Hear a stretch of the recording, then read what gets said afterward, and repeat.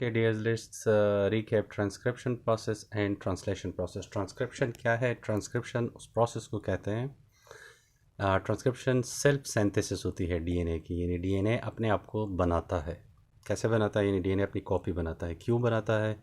क्योंकि डीएनए ने कॉपी इसलिए बनना है, कॉपी और बनाना इसलिए है क्योंकि जो सेल होता है जब ये डिवाइड होता है तो सेल के पास जो है वो मटेरियल होना चाहिए जेनेटिक जो कि पेरेंट सेल के पास हो।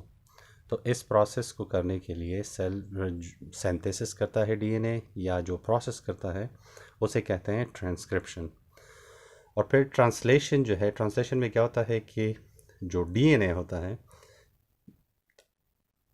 डीएनए से एक मैसेज जो है वो मैसेंजर आरएनए के फॉर्म में जो है वो कॉपी हो जाता है। ये न्यूक्लियस में ये प्रोसेस होता है। इसको सेंट्रल डॉगमा भी कहते हैं, यानी ये एक मुसम्मम हकीकत है, इसी तरह से ही होता है।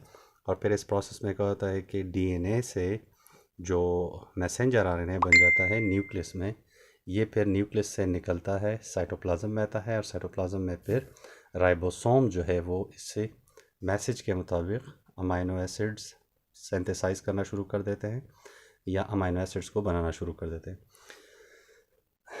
रेप्लिकेशन करते वक्त सेमी कंजर्वेटिव मेथड होता है, यानी 3 और मेथड है, वो फिर हम किसी दूसरी वीडियो में जो है रेप्लिकेशन में हम डिस्कस कर लेंगे।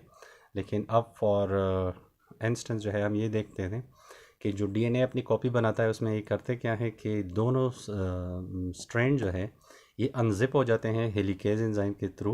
और हेलिकेज एंजाइम जो है ये दोनों स्ट्रैंड अलग-अलग करने के बाद जो पुराने स्ट्रैंड होते हैं पेरेंट डीएनए के, जो आपको ये ब्लैक नज़र आ रहे हैं, ये इसमें टेम्पलेट के तौर पे या नमूने के तौर पर इस्तेमाल होते हैं इसी न्यूक्लियस के अंदर। और न्यूक्लियस में जो है ये एडेनिन, ग्वानिन, साइटोसिन और थाइमिन, ये न्यूक्लियोटाइड जो है वो पड़े होते हैं, एबंडेंस में होते हैं। तो वहाँ से जो है ये फिर थाइमिन के सामने एडेनिन, साइटोसिन के सामने ग्वानिन, ये जो है वो अरेंज करना शुरू कर देते हैं हाइड्रोजन बॉन्डिंग के ज़रिए। और इन्हीं हाइड्रोजन बॉन्ड्स के ज़रिए जो है वो फिर अटैचमेंट के बाद जो है वो एक हीलिक्स बन जाता है, और ये हेलिकल फॉर्म में जो है ये आ जाता है। प्रोकैरियोट्स में यानी बैक्टीरिया में जो है वो सर्कुलर डीएनए होता है, और उसमें जो है बबल बन जाता है, और उस बबल से जो है वो फिर ट्रांसक्रिप्शन प्रोसेस स्टार्ट हो जाता है और वो अपनी कॉपी बना देते हैं। लेकिन ये एक जनरली जो है ये व्यू है। अच्छा, फिर जो है वो जीनोटाइप क्या होता है? जीनोटाइप जो है ये स्पेसिफिक कॉम्बिनेशन होते हैं जीन्स के। जीन्स जो है ये जो आपको सीक्वेंस नज़र आ रहे हैं ये जीन्स कहलाते हैं, जो सेंस बनाते हैं, यानी जो अमाइनो एसिड को कोड कर सकते हैं उसे जो है वो जीन्स कहते हैं। और किसी भी ऑर्गेनिज्म में चूँकि ये डबल फॉर्म में होते हैं, इसीलिए जीन्स के जो है वो हर एक ऑर्गेनिज्म में अल्टरनेट फॉर्म्स हो सकते हैं या न्यू वर्जन जो है हो सकते हैं। डिफरेंट वर्जन जो है वो उसको हम डोमिनेंट और रिसेसिव कह सकते हैं। लेकिन अगर दोनों जीन्स एक जैसे हों, डोमिनेंट है या रिसेसिव है, तो हम उसको होमोलॉगस कहते हैं।